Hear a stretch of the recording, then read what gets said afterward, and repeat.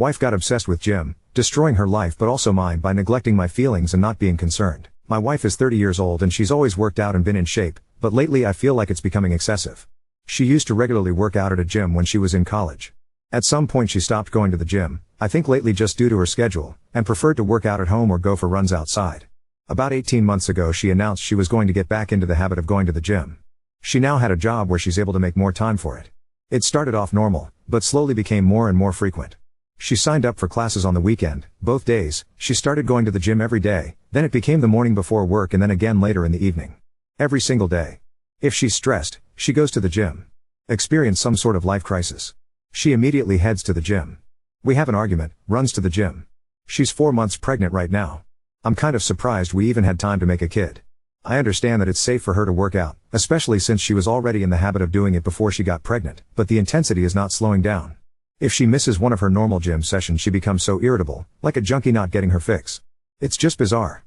Truly a case of too much of a good thing. Of course she gets upset when I voice that I feel it's becoming an unhealthy obsession and that I miss spending time with her because she's there so much. She has all of these friends and this whole circle of people there that she seems to prefer spending time with over me.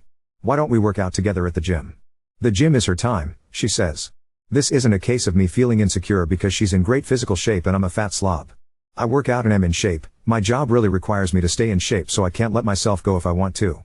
I genuinely feel her gym habits are unhealthy. She's over-exercising, for one. There is such a thing.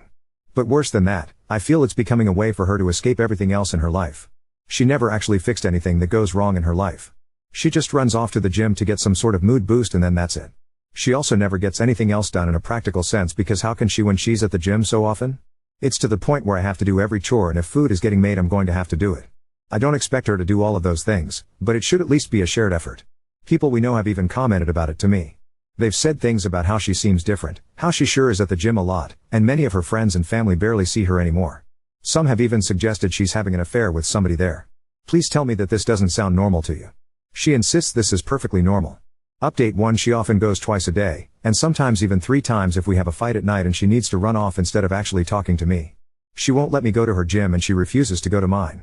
Her gym is her place, my gym is my place, and that's just the way it has to be according to her. I'd love to have her come along with me. I've invited her multiple times. She's about 18 weeks pregnant right now. This is our first baby.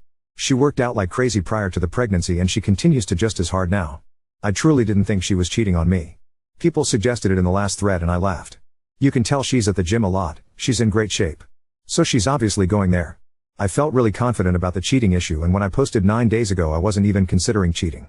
I'm embarrassed to admit that after reading a lot of the comments on my last post, I thought maybe I was being overly confident about her fidelity.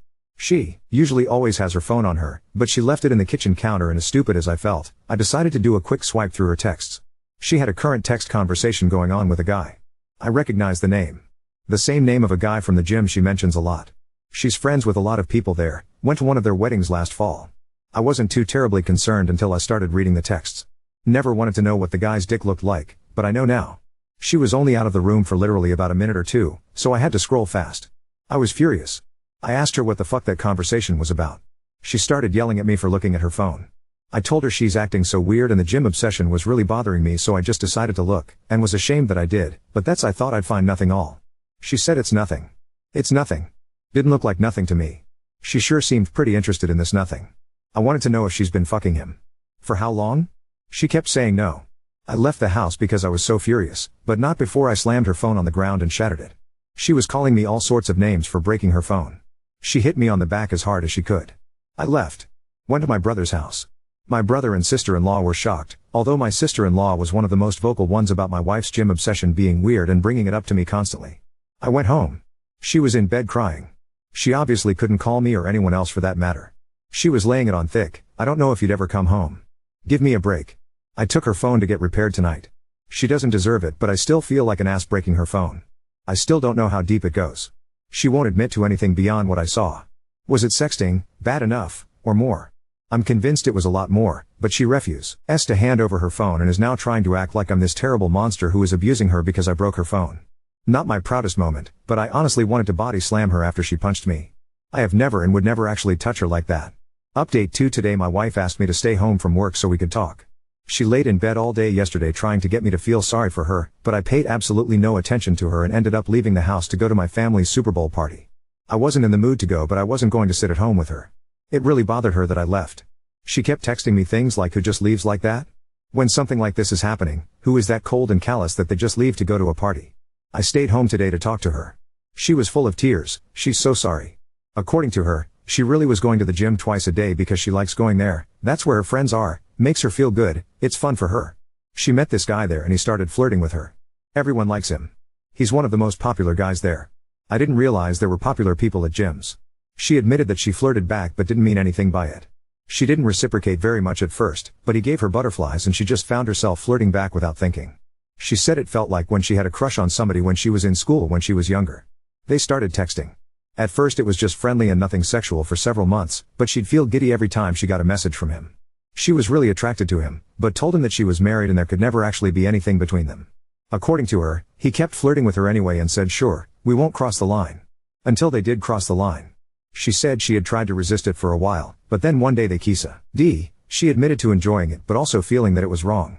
She must not have felt that bad because she slept with him for the first time later that night. She described it like falling in love with somebody for the first time. All she could think about what him. Is she in love with him? She doesn't know. Is this baby mine? She thinks so, but there's always a small chance it could be his. He always uses a condom, so she doesn't think it's his baby, but they were sleeping together at the time she got pregnant. She loves me. She can't help that there's just this huge spark between the two of them. She doesn't know if she loves him. She doesn't know if the baby is mine. She doesn't know why she did this. She doesn't know what she thinks we should do. The nail in the coffin is when she said, "You would really leave me if it's not your baby, would you?" She had the balls to ask me that.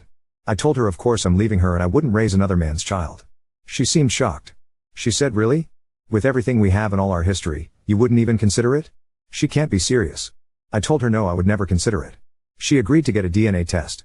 She tearfully agreed, like I'm supposed to feel sorry for her about it? I don't know who this woman is. She was crying the whole time, but not tears of an ashamed or sorry person. Update 3: My wife is basically 26 weeks pregnant now. There actually hasn't been much drama with her and her AP. I was away for a long weekend last week and it was nice to just get away from home for a while. Only really annoying thing that's happened is that I told her I'm being in the delivery room, not him. After everything she's done, she owes me that. It's not his baby. He has no right or reason to be there. I will not be the one waiting outside when my kid is being born. She said yeah, she agreed and she never planned to have him in there with her. I asked her if she'd told him that and she said no. I told her to tell him he'll have no part in it. Well, she told him and apparently he didn't like that and he started trying to convince her why he should be there. Next thing I know she's telling me that he really wants to be there and she's the one giving birth, so she should be able to say who she wants there and she wants him there.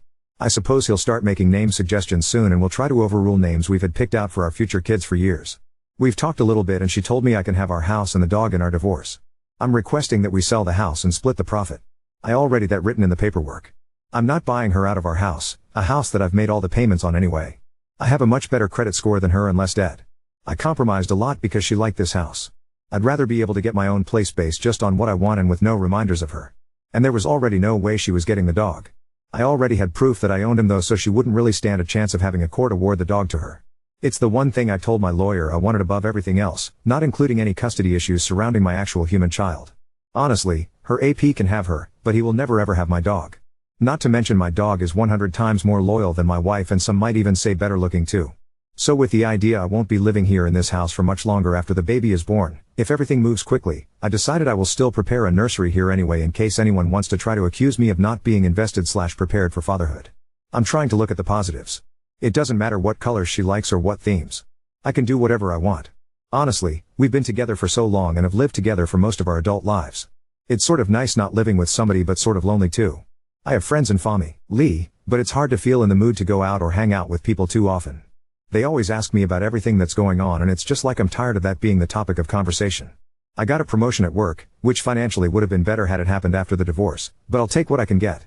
I feel like I'm living in this limbo right now and a lot of what I do is always framed around how will this affect me in the divorce? Admittedly, I spy on them on social media sometimes. Guess I'm hoping to see he's been in a motorcycle accident or something now that the weather is nicer.